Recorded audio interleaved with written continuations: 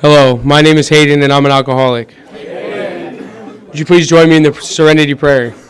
God, grant me the serenity to accept the things I cannot change, the courage to change the things I can, and the wisdom to know the difference. Amen. We're going to do two 5-minute speakers because we don't have a 10-minute speaker tonight. Who's Zoe? Alex. All right. Our first 5-minute speaker is going to be Alex, and then you.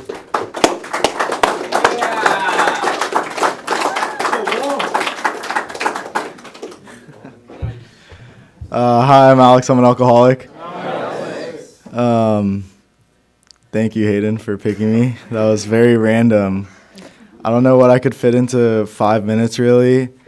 I'll start with, I guess, like what it was like was I like to get drunk and I like to get high, and that felt really good for me. And it worked up into a certain point where it just it didn't stop working. I wouldn't say. I'd just say the consequences of it were getting greater and greater. Crashing cars, not remembering days or weeks at a time, waking up like horribly sick, very gross feeling. And that, I mean, I didn't really care about any of that. I was just like, let me do more and feel less of that. So I kept doing it up until like I heard this morning at a meeting also, is like it wasn't really like any physical bottom, like the crashed cars or like the broken relationships. It was kind of just like the emotional bottom of like me just not wanting to get high anymore, let alone like be alive. Yeah, that sucked. I never wanted to feel like that, and the drugs weren't fixing it. The alcohol wasn't fixing it. It was just kind of like I don't want to like exist on this earth anymore. Kind of sucks. And I didn't want to get sober either. I didn't think that like doing this would do anything for me. Definitely didn't think that like removing all the things that were like helping me so much would do anything to make me feel better. But I mean I had no experience getting sober, so I had no clue. And what happened was I went to a sober living, and that really helped me like put the plug in the jug. I mean, I went through steps 1 through 3, and then I was like, this kind of isn't for me, and I went out and got high. And then when I came back, I was kind of like, I should probably give this a shot so that doesn't happen again. And I did step 1. I realized that my life was really just like not good before getting sober. It wasn't going in a good direction.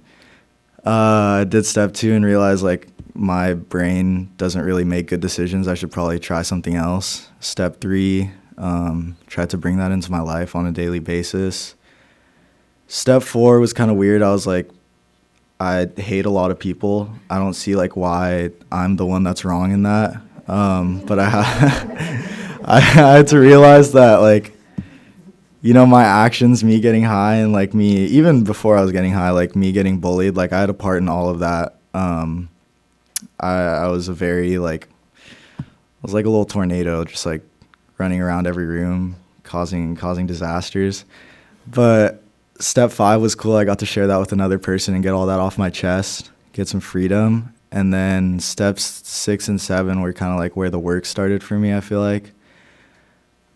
Taking notes of like what makes my life so miserable, what makes my thinking so like flawed.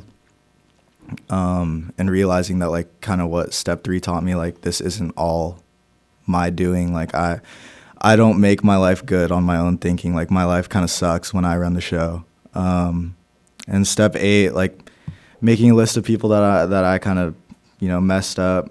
I made their life harder.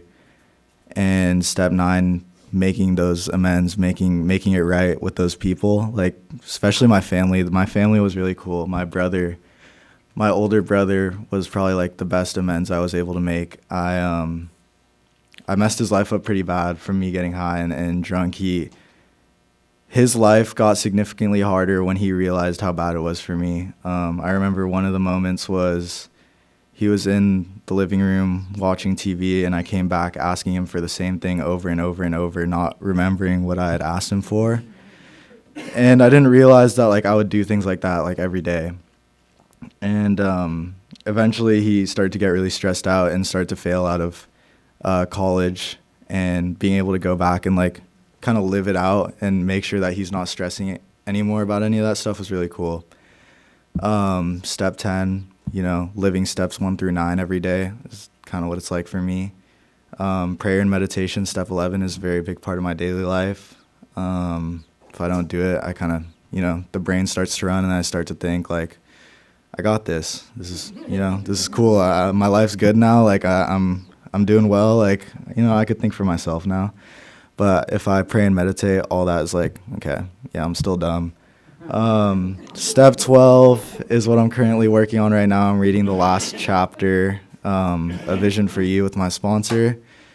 And then I'm going to start looking for a sponsee. So, yeah, that's pretty much all I have. Thank you guys for letting me get up here. I appreciate it.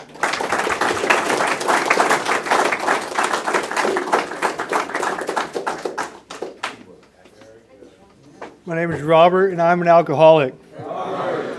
So how it was, right?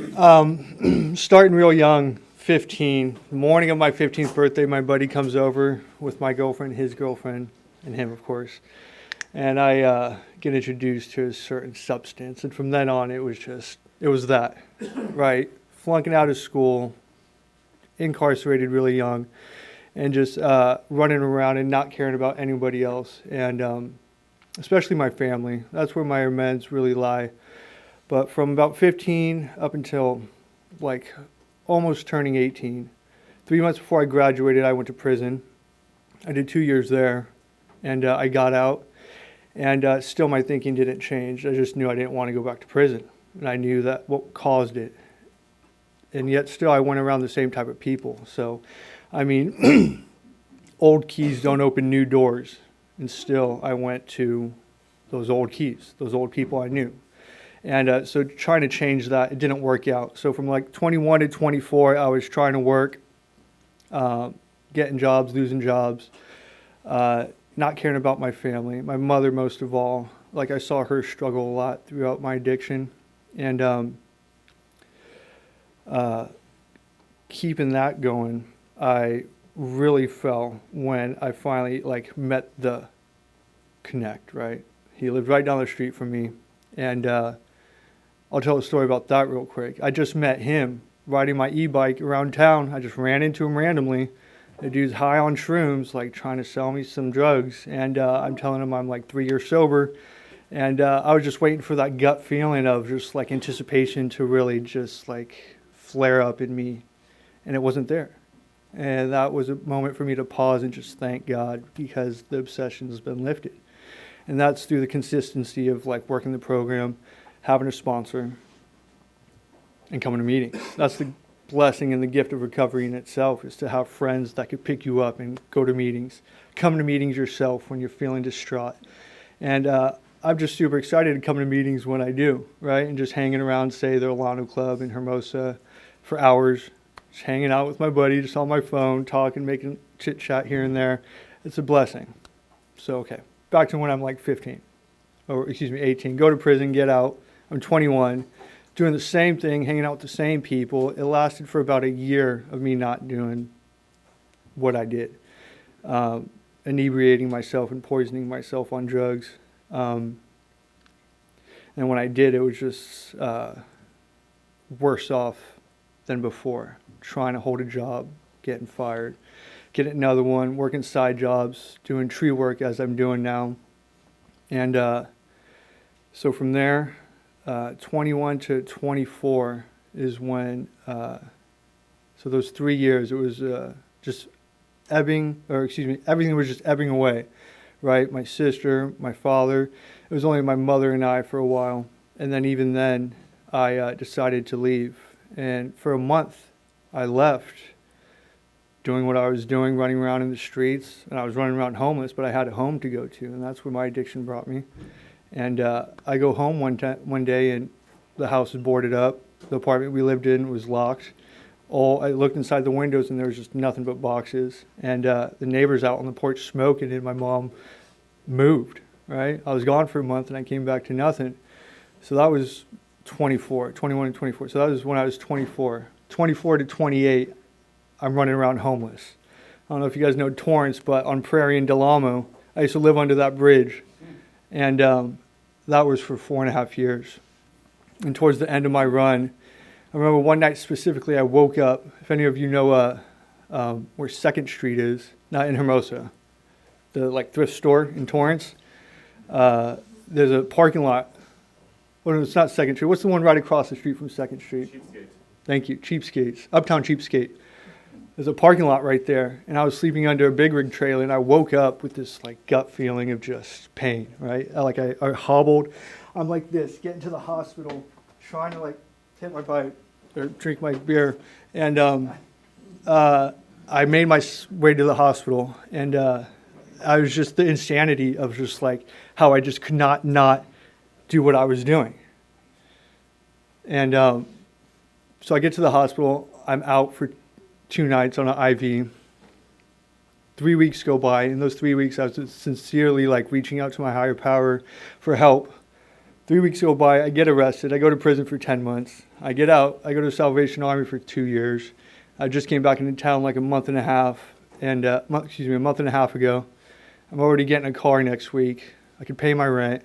I could buy some stuff. I could give money to meetings, and people who are in need. Because I was a thief, right? And in the book I read, it says, for those who stole, steal no longer, but give to those who are in need, right? And so that's what I'm able to do now, and I'm just full of gratitude. It just comes with being consistent, right? Getting a sponsor, reading your books, reaching out to people, and it's the gift of recovery. It's a total, complete, and utter blessing. So thank you all for letting me share.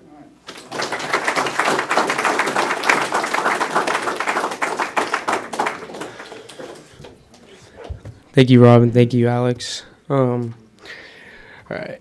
We will now have a 10-minute coffee break. Please return to your seats quickly and quietly when you hear the bell ring to allow our main speaker the time and respect they deserve.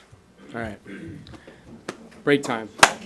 Thank you for taking your seats. Thank you for taking your seats quickly and quietly. And now, please join me in welcoming our main speaker, blank. What's your name? Eli.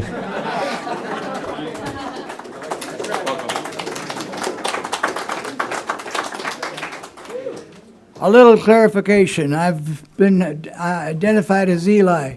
My full name is Eliseo Daniel Guillermo Luis de Ricardo Gauna. And each one of those guys is a drunk. Okay. I'm known as Senor, etc., etc. Okay. I am impressed by the 2 5-minute speakers that were up here. They did an excellent job. And I'm looking at some young fellows and some young girls, and a lot of old guys and old women as well, okay? Oh, I take that back. Never refer to a woman as old. Big mistake.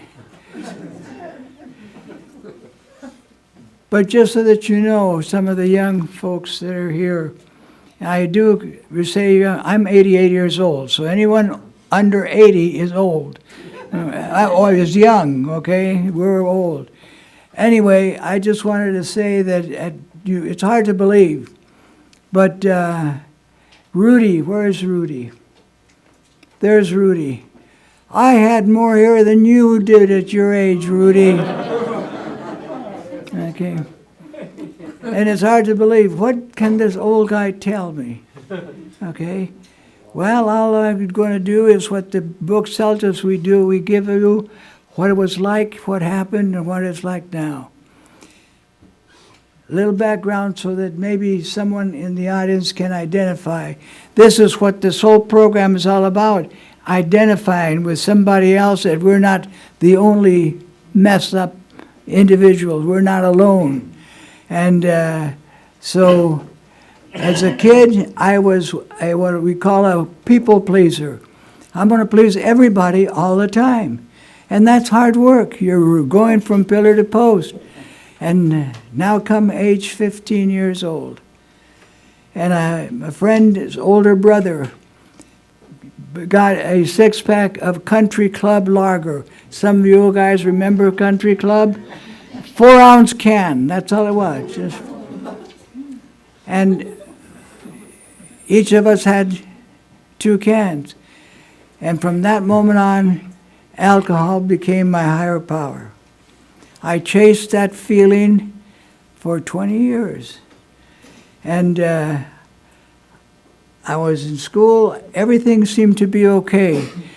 I don't have any memory of any bad feelings. I didn't drink because I wanted to dance with the girls. I danced with the girls all the time, okay?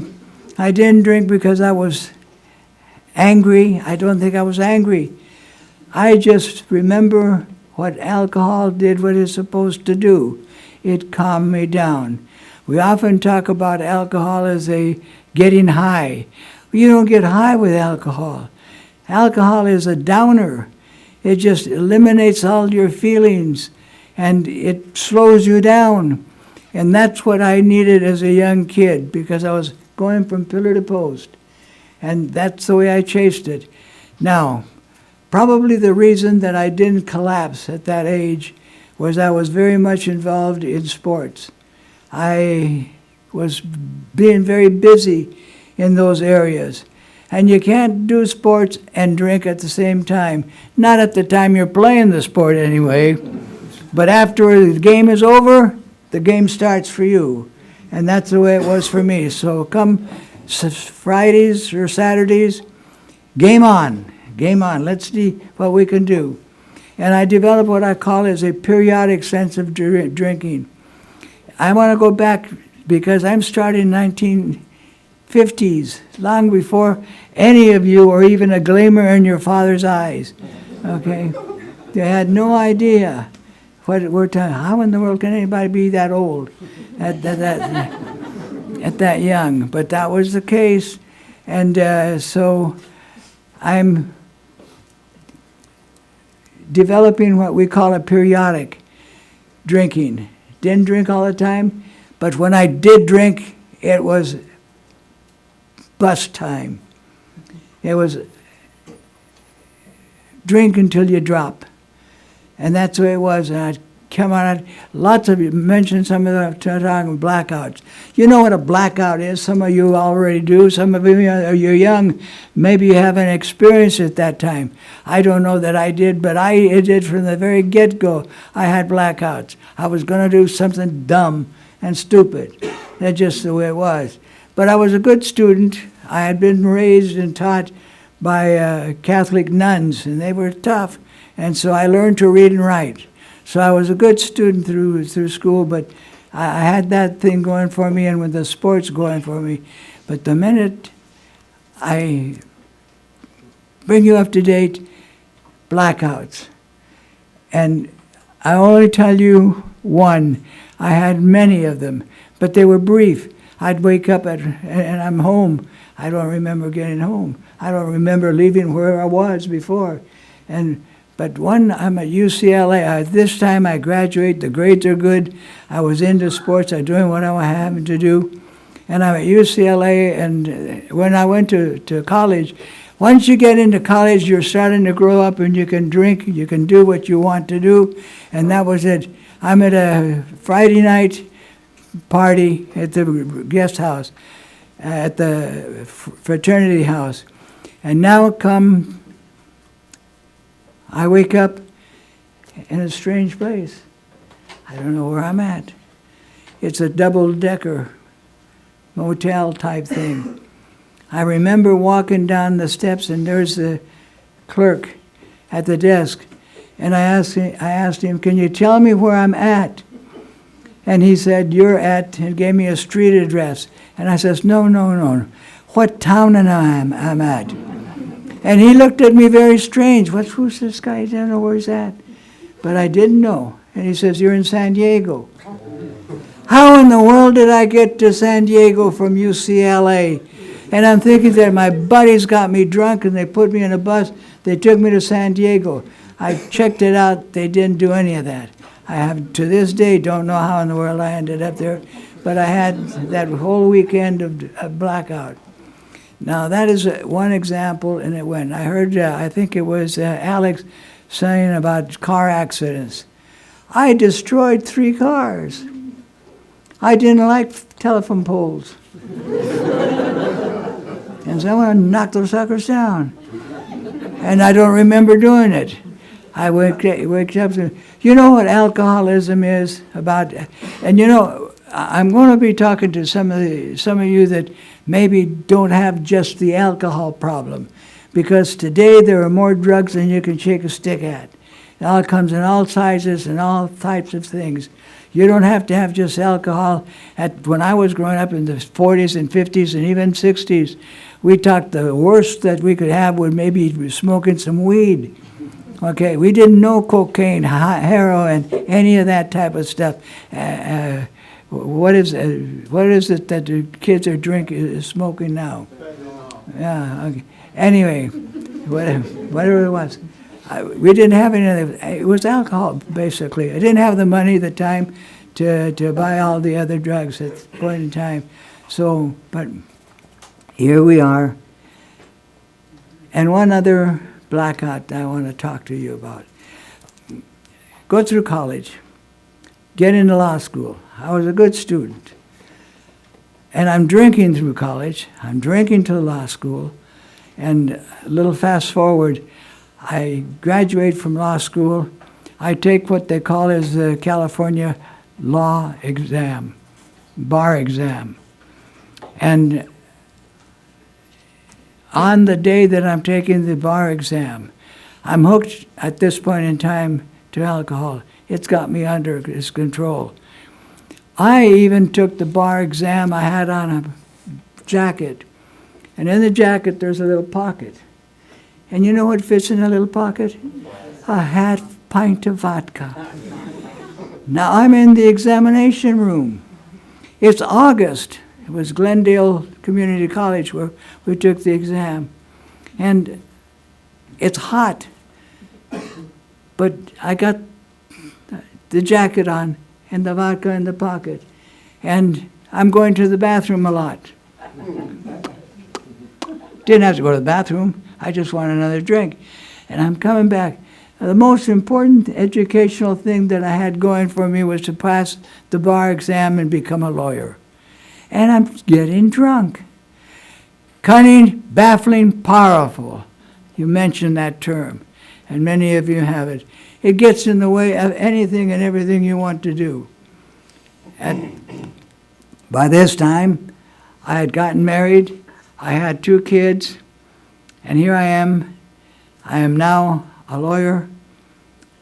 And one night, Friday night, again, there's another Friday night, I'm at the Orr House.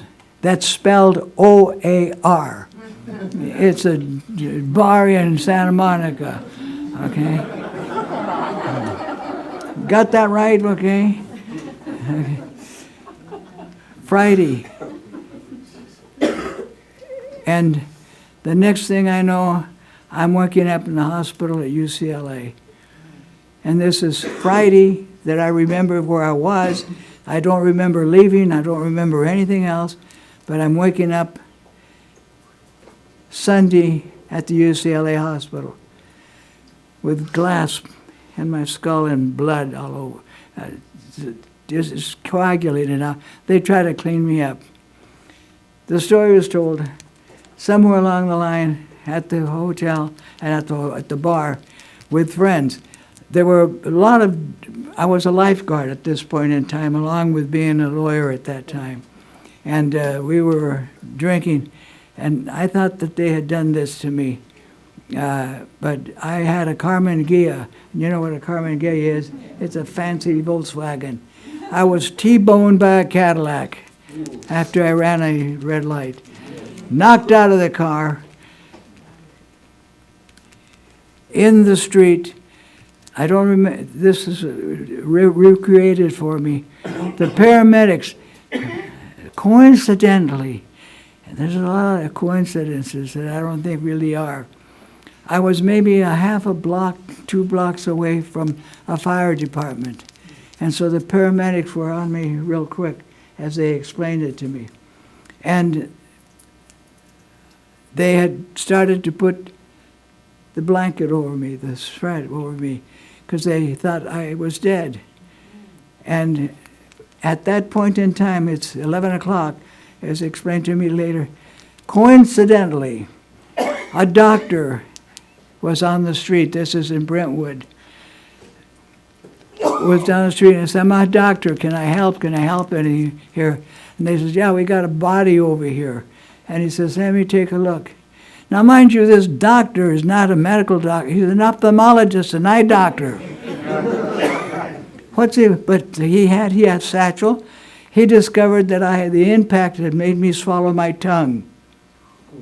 And he had a forceps in his bag. He had a bag with a forceps. He enlarged it. He then asked, "We got to take him to the hospital.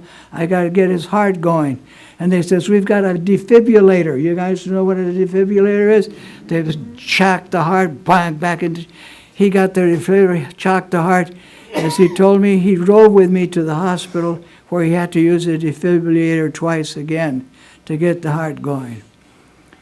And I'm waking up, and my wife at this point in time comes and there shows me the Evening Outlook, Santa Monica Evening Outlook, front page, "Doctor revives dead motorist."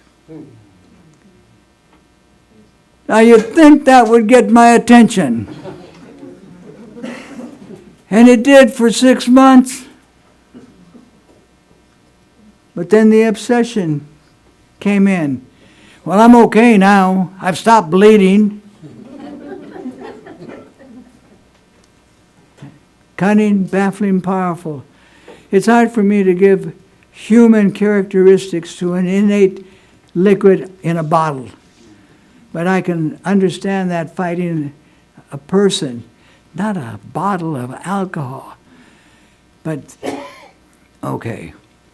Fast forward, because we haven't got, I've been around a long time. I've got so many stories and so many things I can relate to you.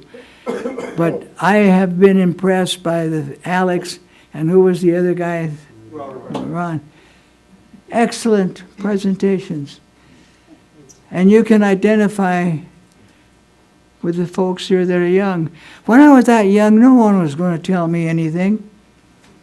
No one. I'm too hip. I'm too young. I'm too strong. I'm too good looking. I didn't always look this way.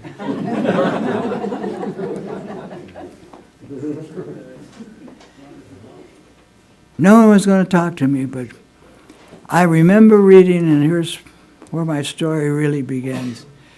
I'm reading the LA Times after a drunk in the morning.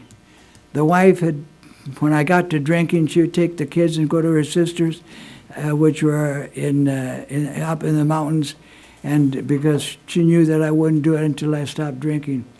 And I'm reading this paper, and it said that 2 psychologists from the RAND Corporation, you guys know the RAND Corporation, that think tank, have determined that if we can show and tell a person why he drinks alcoholically, that we can cure him. He just has to know why he drinks that way. Well, I didn't know why I drank that way. I just liked it. I drank it. It did whatever. But who's going to tell me this? A psychiatrist. So now begins the psychiatric treatment. I go through the drill, the ink block days, and all of the couch treatment. And after a while, he said, I remember at that time, he says, "Eli," he says, "I can't help you because you don't have a psychiatric problem that we can treat. I would consider, I think you should consider checking out Alcoholics Anonymous." Consider. Okay, I'll consider it. But I want a second opinion. And so I get a second opinion from another psychiatrist. Same drill, same advice. "Eli, you ought to think about it. Alcoholics Anonymous." Think about it. What do the psychiatrists know? They're crazier than I am. So I'm going to go to a psychologist. They're not as bad. And this psychologist is going to hypnotize me. He sits me in a dark room. There's a big white, big wheel psychedelic colors going back, and he's going to hypnotize me. Every time you want to take a drink or you're tempted to take a drink, drink a full glass of water. Get that full filling. Fill up the gut. Well, I drank so much water I almost drowned. I was going to, but Alcoholics Anonymous, no. Fast forward again, things are going bad, just like the book tells us and like you have learned in whatever organization or group that you're with. Things get worse, never better, until you decide to give it up. You have to give it up. And so in a blackout, at a friend's house, how I got there, I don't remember. Anyway, when I was leaving the house, Susie, that's her name, she was a nurse, she was the one that introduced me to a doctor, a medical doctor, who introduced me to anabuse. If any of you had any experience with anabuse? Mind you, the doctor tells you, you take this anabuse, you're going to get sicker than a dog, and you could die. That's a doctor, a medical doctor, telling you, don't take this pill if you're going to drink. I didn't believe the doctor, and so I drank, and I didn't die, but I wanted to. Bad news. She says, why don't you call Alcoholics Anonymous? And on the way home, my friend Ivan said, Eli, I think Susie gave you some good advice. If you want, I'll go with you. He dropped me off at the house. I walked into the room, and there on the kitchen cabinet is a half bottle of vodka, a half gallon of vodka. I was going to take any chances of running out, okay? And there on the kitchen cabinet sink, there's the phone. Tell you how long ago that was. The phone was on the wall. And it didn't have buttons to push. You had to dial it. Okay. And right underneath that phone was a phone book. Call Alcoholics Anonymous. Call Alcoholics. I open it up, and there it is. AAA, right under AAA, double A. Call Alcoholics Anonymous. I'm at that point almost of desperation. I can see myself dying because I can't break the habit. I call, and a woman answers, and she says, Alcoholics Anonymous, San Fernando Valley. This was in the valley at that point in time. Can I help you? Yes, ma'am. I said, maybe you can help me. You see, I have a friend who's got a drinking problem, and maybe you can tell me what I should do. And she says, what's your name? And I said, my name is Fred. Now, she says, and what's your address, Fred? And I had just lied to her. And I gave her my real address, 6834 Shoshone. And she says, I know where that is. I live on Hazeltine. And she says, I'll send somebody over to talk to you in 10 minutes. And I says, no, you don't understand. It's not about me, it's about my friend. She says, I understand, sweetheart, she said. I remember the word sweetheart. She said, I'll send someone over there. And mind you, I'd been in a blackout, I'd been drinking. Have you ever felt the gritty alcohol crawling out of your system? Have you ever felt that, getting rid of that grit and silk? An awful feeling. I said, someone's coming over here. Well, I'm going to take a shower and a shave. And if no one is here in 10 minutes in that time, I am going to get that bottle. I'm going to go to the bottle. So I went in, I took the fastest shave and shower I ever had, and I'm coming out of into the room, and ding, ding. I go to the door, open it up, and says, hello, I'm Frank. I'm looking for Fred. Well, the gig is off, is gone. He comes in, and he did how it all started in Alcoholics Anonymous. One drunk talking to another drunk who's still drinking. So he took me to my first AA meeting in Receipt, in case any of you know the valley, okay? The meeting was upstairs from a liquor store, which is appropriate, I think is right. But it was a bikers meeting. And out in the back, here are all these Harleys. And here I am, and here's these guys with the leathers, with the boots, okay, with the chains. What in the world have I got myself into? I go inside. I don't remember much of that meeting. I'm still maybe even 2 sheets to the wind.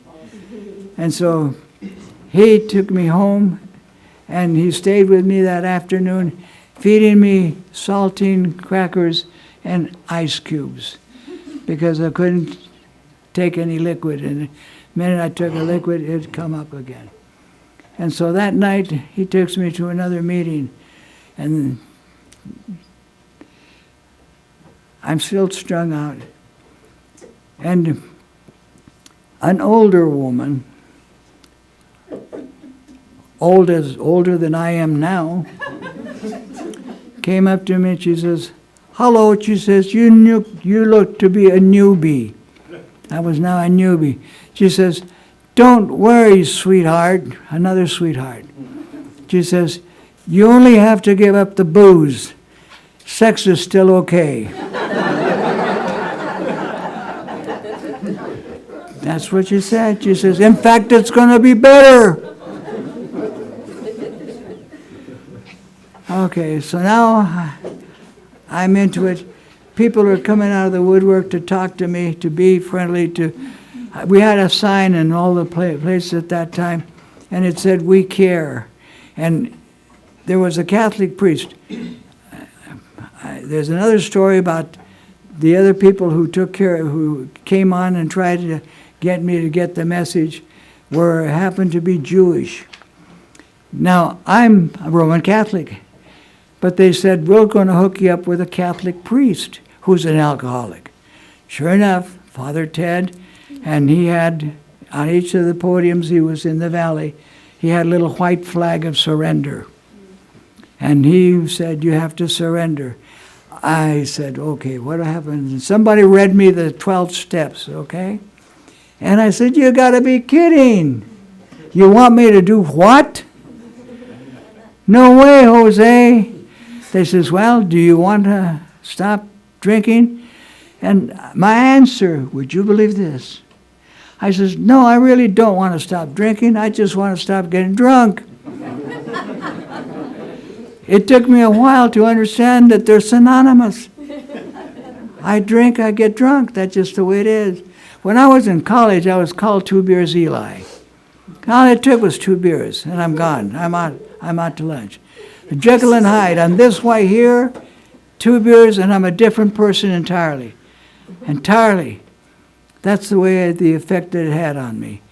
Why did I drink? Because it made me feel the way I didn't want to feel. Something was wrong, but I didn't know what it was. Someone said, "Let's go." Now, I'm trying to get the message. I believe that maybe it was Alex who said, "I'm destroying my mother, my friends." Well, I'm destroying not only them, but myself, my neighbors. Bad news. There was no fun to it whatsoever. But I couldn't let go. They said, "Follow us." And I said, finally, after many efforts to try to get it stopped, I said, "Okay, what do I have to do?" And they says, "Well, we want you to begin with, we want you to clean ashtrays." Everybody smoked, I'm talking at that point in time, and sweep the floor, and make the coffee. And I says, "You gotta be kidding, I'm a lawyer."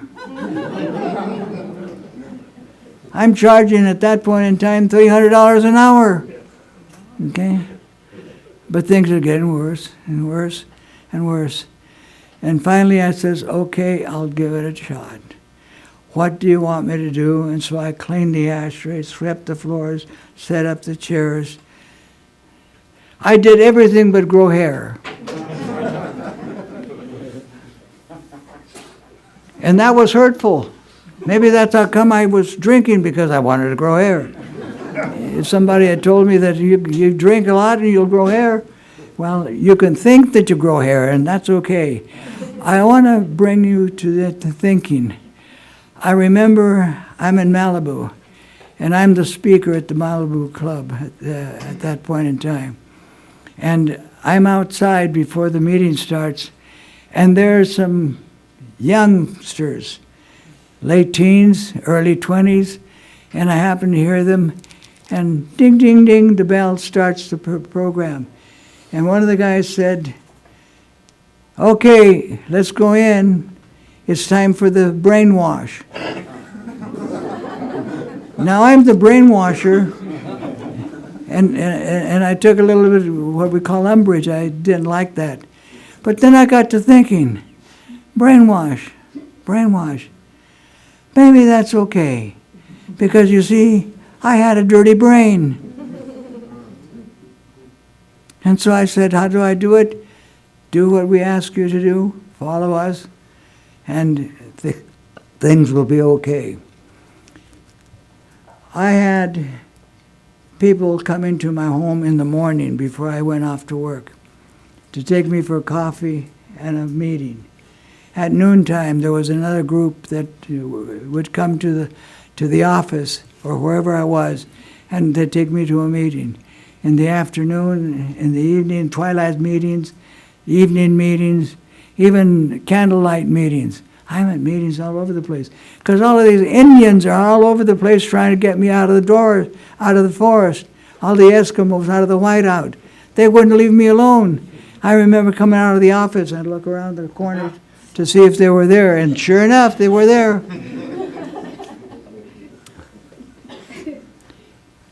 And then came time. I remember Bob. He was one of my sponsors. I had a lot of sponsors. He says, "Eli," he says, "we've been keeping tabs, and I think you're coming up to a year." And he says, "You're going to take a cake at one of these very large meetings." And I says, "No, Bob, I've done everything you've asked me to do with the ashtrays, the floors, and everything else. But there's nothing in the book that says we take a cake and a grown man with a cake with one candle and everybody singing out of tune, 'Happy birthday to you.'" And I said, "I'm not going to take a cake." And he says, "Eli, you're going to take a cake. And I'll give you 3 reasons why. One, to demonstrate to the people that are coming behind you that if you can do it, maybe they can do it. And 2, you're going to take a cake to thank all of us who had to put up with your crap for a whole year. And 3, you're going to take a cake because I'm 6'9" and weigh 350 pounds. And so I took a cake. And I've been taking a cake for 49 years from that point in time. And that's all because of you guys. I didn't do it. You did it.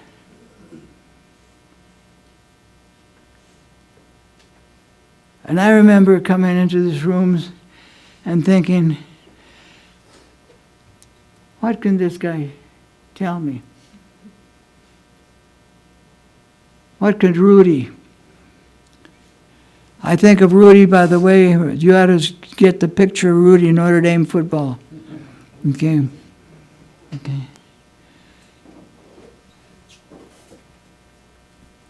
And just by showing up, just by being here, you're trying. And I've been trying for 49 years, and I'm still trying. That's why I'm here. Someone asked me, "Why do you still go to those meetings?" And I said, "Well, because I don't want to go back to where I was." Well, she says, "Well, if you stopped, you stopped." And I said, "No, you got to understand. The devil's right behind me, and he's catching up. And I got to stay ahead of him." or her. Yeah, sometimes it was a her. There were more temptations and slippery places. And one day, I remember all of the Indians disappeared and the Eskimos, because they said, Eli, we've taken you to the water, but now you know where to go and you have to drink on your own. And I almost felt abandoned. They had somebody else they wanted to take care of. And so, what am I going to do? And what I did, and I'm coming to a point that hopefully some of you, any of you, will get a little bit of a message. I said we'd do it one day at a time. So I can remember religiously leaving the office when I usually would go to a bar. I was a bar drinker for a long time, for too long.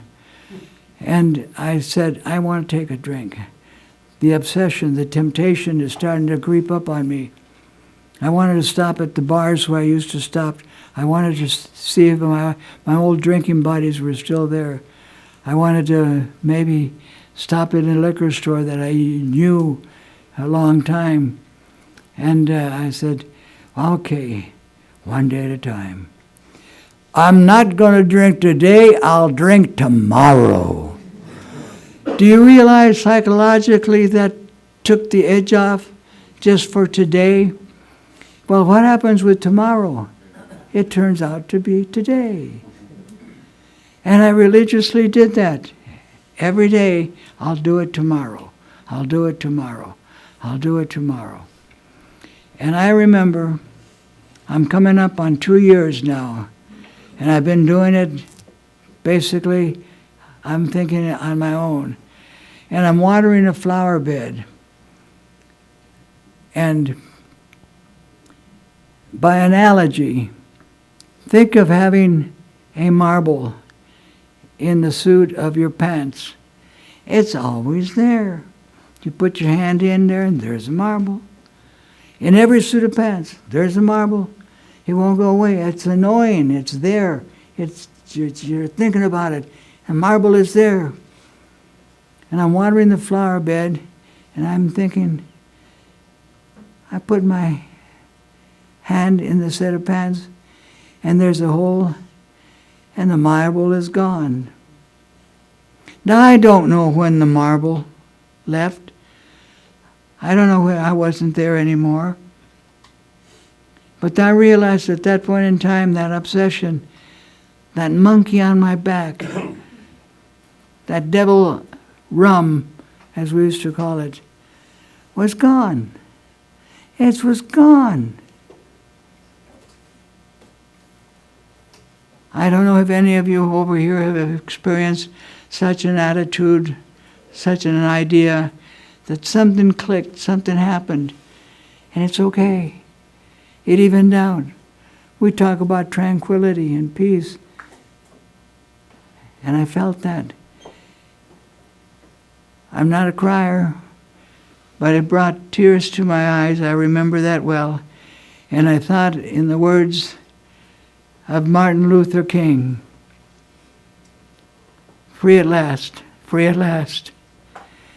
Thank God Almighty, I'm free at last. And it has been a good trip ever since. It has been a beautiful trip. I wish I had some AA sober dust. And I could sprinkle all over, okay? And you never have to use again. And why am I doing this? Because the book says so. Chapter 12. Once we've gotten the message, once we know how it can be done, we have to carry the message to the people who still suffer. I don't know if anyone in this room is still suffering, still thinking, still has an idea that what I'm saying is just a bunch of bull. What does he know? I want to offer you something. For those of you who have put in a card for the court record, if you think that maybe you made a mistake coming to this meeting instead of going to jail, because you had a choice, for a price of a gallon of gas, so long as it's just LA County, I'll take you back to court. I still have my license. And I'll get the judge to exempt you from coming to AA meetings and just maybe give you 10 or 20 days in jail. So I had one guy take advantage of that. He did. And we were in jail, and we were going to the courtroom because I had to convince the judge to modify his sentence. And he said, I changed my mind. And I said, well, you still owe me for the gas. And he did. Anyway, 20 years of being sober and meeting people. We talk about being grateful. My wife is still with me, surprisingly enough. 50 years, 60 years. Okay? She was patient. She was tolerant. And she was stupid. I was bad news. She should have got rid of me a real long time ago. But she stuck. She went to Al-Anon. And Al-Anon, they told her, you got the problem. Eli's not going to stop drinking because he loves you or your children or anyone else. He's got to stop drinking because he wants to do it for himself. And so what I'm going to tell you to do is you write his name on a piece of paper, fold it up in a handkerchief, stick it up in the back end of the closet, and let go and let God. That's what she did. So she stuck with me. And so I was able to give her a fur coat, diamonds, cars, and all she wanted was to get me to be sober. And I've offered that for her for these years. I would like to be able to talk to you guys like forever, but you got friends here. I've seen you here before. You're in the right place. You're in the right place. Alex, you're in the right place. All you need is a haircut.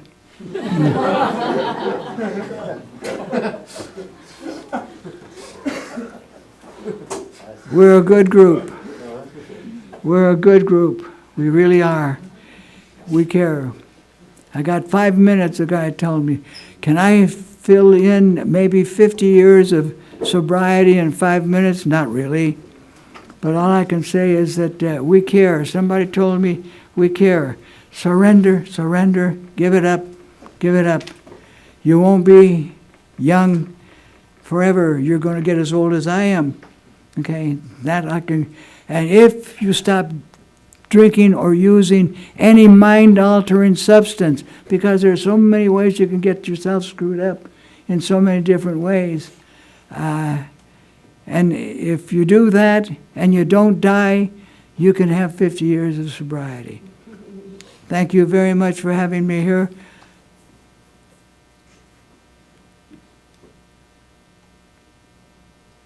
Father Bishop Sheen, a Catholic TV evangelist, was very popular in the 50s and 60s, and he worked with alcoholics, and he coined the phrase, and he said, I have witnessed alcoholics, and I've never witnessed a greater love than one alcoholic for another. We offer you love, we offer you time, we offer you the best, we offer you sobriety. Thank you for having me here.